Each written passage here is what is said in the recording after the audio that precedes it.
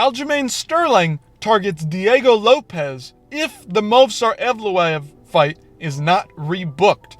Now, we know that Aljamain Sterling fell out of UFC 307 in Salt Lake City because of an injury. And then Evloev was looking for an opponent. Obviously, that did not come to fruition. He was looking for the likes of a Diego Lopes and a Gene Silva, and that just didn't quite work out for Evloev. Now, Aljamain is going back and saying that if the Evloev fight is not rebooked for the end of the year because Aljamain suffered a very minor injury, that he would like to fight Evloev. And if that doesn't work out, guess who he wants to fight next? Diego Lopes. Now, here's Aljamain's quote from an interview.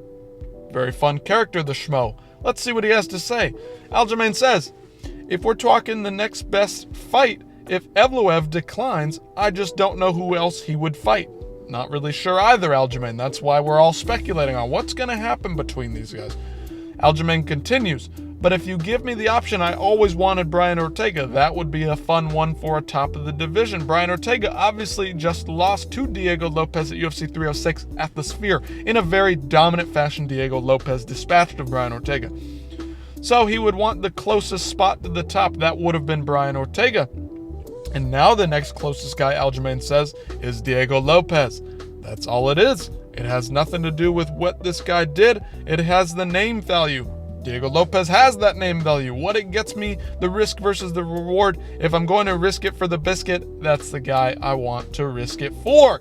Aljamain is absolutely correct here. And this would be a really, really fun fight. Obviously, Aljamain, more of a grappler, but he uses his pace and pressure on the feet to distract guys and then get in on some of those takedowns, uses jiu-jitsu. He's a great, heavy, wet blanket on the ground. The guy's fun to watch grappling, and he's fun to watch striking because he just throws everything but the kitchen sink at you. Does it have a lot of power? No, but it's fun.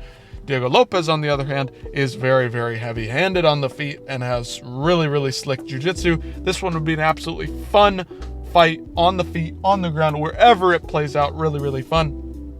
Diego Lopes obviously sitting in that top 5 spot. Aljamain, even though he is the former bantamweight champion, sitting outside the top 5 at featherweight.